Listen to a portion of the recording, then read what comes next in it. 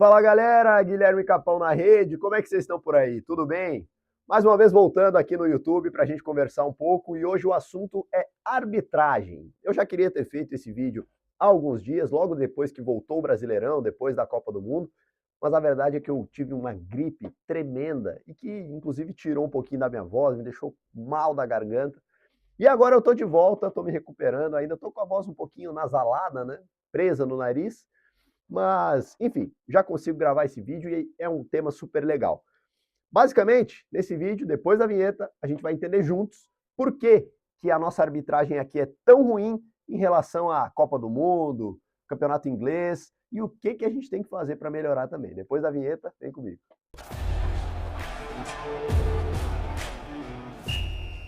Bom, rapaziada, eu trouxe até uma colinha aqui para me ajudar, porque eu trouxe alguns dados. Hoje vai ser um vídeo matemático hoje, vai ter alguns dados, algumas estatísticas aqui que vão ajudar a gente. Mas basicamente, o que eu reparei, né?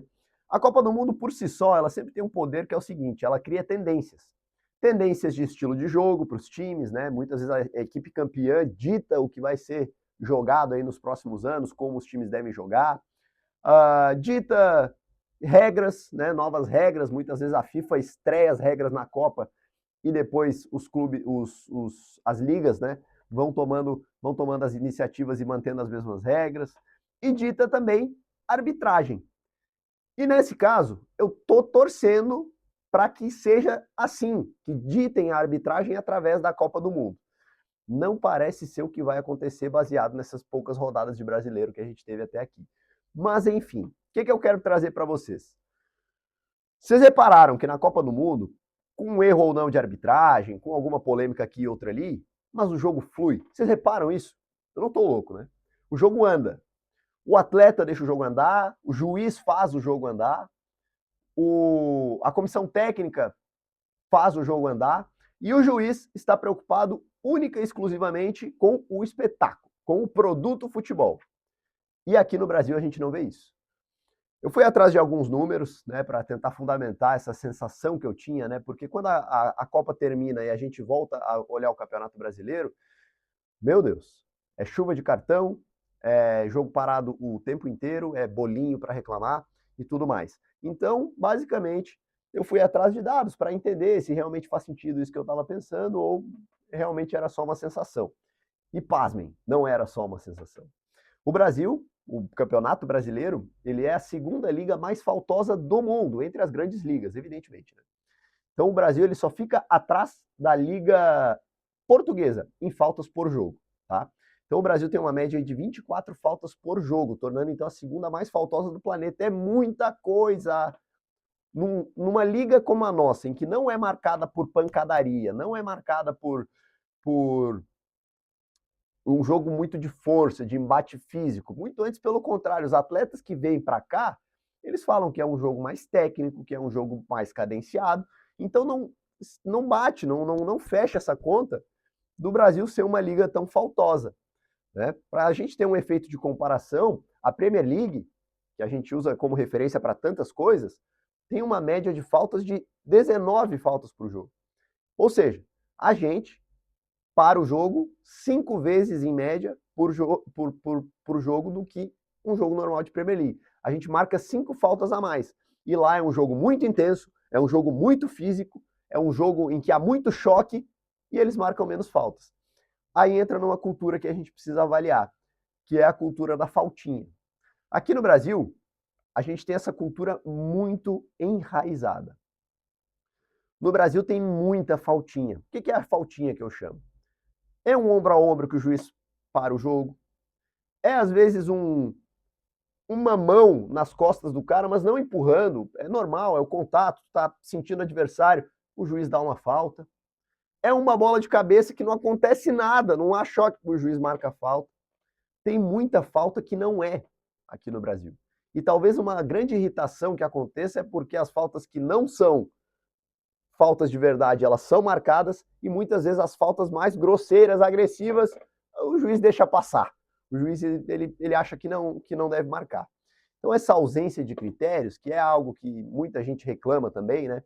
Cada juiz apita de um jeito, não há um padrão muito claro e evidente, deixa a nossa arbitragem mais estressante. e que piora o produto, né? Além disso, os nossos jogos do Campeonato Brasileiro duram uma média de 100 minutos por jogo. Desses 100 minutos, 90%, e esses dados eu não estou tirando da minha cabeça, são dados aí de grandes observatórios do futebol internacional e nacional, muitos desses números estão disponíveis no site da CBF, são dados do Campeonato Brasileiro, a gente pode só ir lá e pesquisar. Num campeonato em que temos uma média de 100 minutos por jogo, 9 em cada 10 não passam de 1 hora de bola rolando, não passam de 60 minutos. Ou seja, 9 em cada 10, a gente tem mais de 40 minutos de bola parada. Quando a gente diz bola parada, o que a gente está falando? A gente está falando do bolinho na volta do juiz, daquela demora para fazer uma cobrança, do jogador que faz a cera, do juiz que perde o controle da situação, que demora para apitar, que demora para controlar ali uma barreira, uma marcação. Então são muitos fatores. E dentre eles, o que mais bagunça, para mim, é a faltinha. Para a gente ter um contraponto, né, nessa questão dos minutos jogados, na Copa do Mundo, por exemplo, quase 40% dos jogos passam de 1 hora. Então a gente consegue ver aí um aumento significativo, né, gente? De 1 para 4, poxa, é muita coisa. Nessas faltinhas, a gente acaba vendo que o jogo morre muito ali. E não é colocado no acréscimo depois. Mesmo que os nossos jogos durem bastante, durem aí os seus 100 minutos, não compensa o suficiente para que o jogo tenha o tempo suficiente de bola rolando. Então, basicamente, o juiz ele apita para não ser polêmico, ele apita para não se incomodar, essa é a grande verdade. O juiz aqui no Brasil, ele tem uma cultura muito forte de ser o menos polêmico possível, dependendo do time que está jogando em casa, dependendo das atitudes que ele mesmo tomou no meio do jogo, a tal da compensação que a gente chama, né? Às vezes, putz, eu dei uma falta que foi duvidosa para lá, agora, pô, pintou uma duvidosa aqui, eu vou dar também, para compensar, para ir jogando. E vocês sabem por quê? Que o juiz aqui ele é tão despreocupado com o produto e muito preocupado em não fazer uma arbitragem polêmica? Pelo simples fato de que ele não é CLT, ele não tem uma renda fixa. Então ele recebe por jogo. Ele vai lá, apita, ele recebe, é uma taxa fixa por jogo. Isso Série A, Série B, Série C. Com isso, o que ele tem que fazer na cabeça dele, consciente ou inconscientemente ou não? Eu vou apitar para o próximo jogo. Eu vou apitar para garantir o meu joguinho do próximo final de semana. Por quê? A gente já cansou de ver aqui no Brasil, quando o juiz faz me perdoe o termo, faz uma cagada aqui, a CBF vai lá, não, esse juiz tem que passar por uma reciclagem. Vem cá, seu Wilton Pereira Sampaio, o senhor vai ser afastado, o senhor vai ficar aqui por 60 dias sem apitar. Resumido, o juiz ele não vai treinar, ele acho que vê algumas aulinhas de vídeo lá na CBF, mas ele precisa remunerar, ele tem família, tem conta, ele vai apitar futebol de várzea, ele vai fazer outra coisa, ele vai fazer outro ofício, vai mexer com outro negócio que ele tenha, porque ele precisa de renda.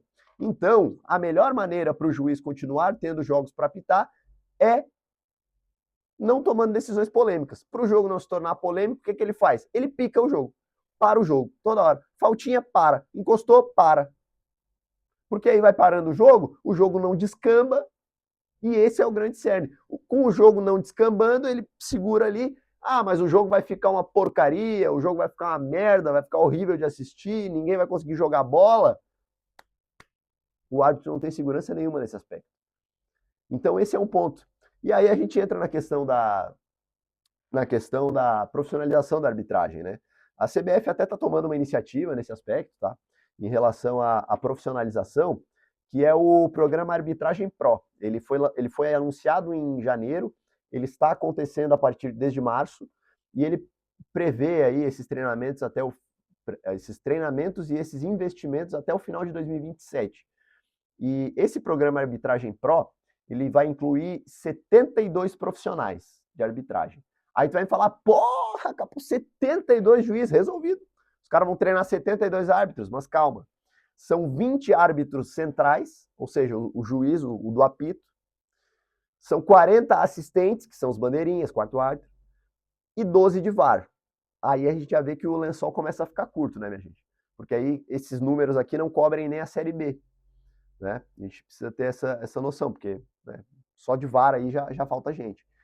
Então, essa questão da profissionalização da arbitragem ela é muito importante nesse momento para que o juiz possa se preocupar realmente com o jogo. Hoje o juiz ele é muito desprotegido. Além dessa desproteção trabalhista, dessa desproteção de que ele vai para o jogo apitar sem ter aí um respaldo da federação, caso algo dê errado, né, ele só vai para a geladeira e deu, ele também ele é muito exposto pelos jogadores e também pela comissão técnica. E esse é outro ponto para mim assim, ó, primordial. Primordial. Os árbitros, eles têm todo final de semana eles entram no campo com as comissões técnicas, com os jogadores determinados a impedir que eles apitem o jogo. Eles, desde o início, tem alguns técnicos e algumas comissões técnicas, alguns jogadores que parecem que já começam o jogo querendo dar porrada no juiz, já desestabilizar o juiz para que ele fique com medo e acabe sendo condicionado. Aqui no Brasil, a cultura de ganhar no grito, a cultura de fazer com que os árbitros apitem o que é bom para o meu time e não o que é bom para o espetáculo, ela é muito grande. Então a gente precisa urgentemente entender que essa questão cultural ela não atinge só a arbitragem, ela atinge também o jogador, atinge também a comissão técnica, que são coautores desse crime que a gente tanto reclama, que é o da arbitragem. O problema definitivamente não é só o juiz, não é só o assistente. Ele tem que sim se preparar melhor? Claro que tem, é evidente que tem. A CBF, tarde ou não, eu ainda acho pouco, né, esse programa de arbitragem, mas está acontecendo. Tem a questão também de se apoiar muito na tecnologia. O VAR era para ser um apoio, ele está se tornando uma grande muleta para alguns árbitros, né, que apitam coisas erradas ou deixam de apitar algumas coisas porque depois o VAR resolve, né? Então o VAR que veio para ajudar, muitas vezes ele é um grande escudo. A tecnologia se torna um escudo e não um apoio. E a gente viu que na Copa do Mundo não é assim. A gente tem um VAR muito menos intervencionista. Lances que o juiz viu na cara dele, interpretou daquele jeito, o VAR nem se mete. O VAR ele vem para ser algo que realmente o juiz não viu, né? E não para fazer o juiz reavaliar em câmera lenta todas as marcações que ele faz, né?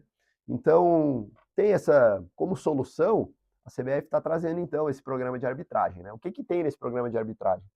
Ele tem treinos constantes, né, exames constantes também para esses árbitros, um salário fixo mensal, isso é muito importante, né, para esses juízes. A gente já está tendo aí o impedimento semiautomático, né, que já estreou, já deu bafafá, já tem gente querendo brigar com a regra, brigar com a imagem, né? O José Boto, do Flamengo, disse que não está gostando do andamento, de como que está sendo. Isso assim, beira o mau caratismo, né? Quando a gente vê alguns dirigentes que se posicionam dessa forma, sendo que os testes, os treinamentos, tudo foi feito com acompanhamento, com endosso dos dirigentes, dos responsáveis pelos clubes, né? Mas aí agora a tecnologia começa a funcionar, ela não me ajudou, eu vou reclamar dela, né? Então essa é uma virtude aqui do futebol brasileiro. O impedimento semiautomático, para mim, ele vem para sanar um problema, né? Ele resolve de forma muito mais rápida e de forma definitiva. Acho que agora a reclamação vai ser outra, né? Poxa, por um biquinho de chuteira, cancelaram o gol por causa do bico da chuteira do cara. Gente, impedimento é igual gravidez. Ou tá ou não tá. Não tem meio impedido. Então, até que se mude a regra, tem gente que sugere, né, um corpo inteiro à frente de vantagem para aí sim marcar impedimento, algo assim. Até que se mude isso, é isso aí. Se tá impedido ou não, tá ali, esquece aquela linha que era traçada manual. Não, é semiautomático, agora não tem mais. Então a gente também tem que se reeducar enquanto torcedor para isso, né? Para não somente gostar da regra só quando ela favorece a nossa equipe. Então, basicamente, né, pessoal, o que a gente tem? A gente precisa entender que o nosso futebol, tecnicamente falando, agora saindo até um pouquinho do espectro da arbitragem, né, para finalizar o vídeo, o nosso futebol, a gente está batendo muito nele no sentido de que ele está perdendo qualidade, que tem torcedores que estão deixando de torcer para a seleção, deixando de torcer para os clubes aqui do Brasil, principalmente a nova geração, por causa da qualidade do produto. E essa é a mensagem do fim do vídeo. O futebol ele é um produto que ele precisa ser cuidado como um produto muitas vezes, no sentido de cuidar dos gramados, das transmissões, cuidar da arbitragem, cuidar do jogo, né? Porque aí, tornando o nosso produto atrativo, o dinheiro vai vir para cá, os bons jogadores vão querer vir para cá, as televisões vão querer vir para cá. Como é que a gente vende hoje um Mirassol e Vasco para passar lá em outro país? Né? Até mesmo bons jogos. Pega aí um time maior aí. São Paulo e... sei lá, São Paulo e Fluminense. Como é que eu vendo um jogo desse lá fora? Né? Se a nossa bola não rola. Toda falta é um bolinho. Né? Em tempos que está tudo tão acelerado, cada falta é um parto. Então, sabe, a gente precisa cuidar do nosso futebol como um produto. Cuidar dele para que ele seja mais rentável e aí venha mais investimento e aí venham mais olhares, porque aí vai melhorar o nível de todo o ecossistema. Né?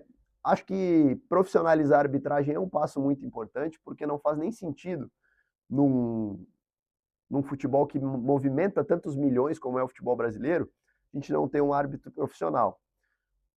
Mas o que eu quero dizer, né? É que ainda é muito pouco. Até mesmo esse movimento da CBF ainda é pouco. Acho que o problema maior de arbitragem, ele é cultural. Cultural dos jogadores, cultural dos árbitros, cultural das comissões, cultural até do gandula, que às vezes complica a vida do juiz. Então a gente precisa repensar nesse sentido. Será que o problema é só o Wilton Pereira Sampaio? Será que é só o Ramon Abate-Abel? Será que é só o juiz? Não, o juiz é ruim mesmo e é isso aí. Ou será que o nosso goleirão lá, que toda vez que faz uma defesa o time dele tá ganhando, ele levanta as mãos e, meu Deus do céu, e venham aqui me acudir, me atendam aqui no chão, porque eu fiz uma defesa e precisa aparecer o replay na TV e eu também quero tirar um gás aí do time que está me atacando. Então, enfim, né? Entendam o que eu quero dizer nesse sentido. Precisamos cuidar do nosso futebol como produto e cuidar do produto significa cuidar da arbitragem também.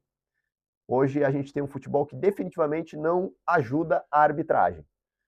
E nós também, com certeza, temos uma arbitragem que não está ajudando o nosso futebol. Então é preciso cuidar do todo, inclusive desse ponto. Certo? O que vocês acham? Qual que é a opinião de vocês aí sobre a arbitragem? Qual que é o grande problema? O que tem que fazer? Quais são as outras soluções? A CBF está fazendo aí, ó. Está tentando. É pouquinho, mas enfim, tá aí. Deixa no comentário aqui embaixo, like no vídeo, se inscreve no canal se chegou até aqui, vai me ajudar muito. E nos vemos na próxima. Valeu, tchau!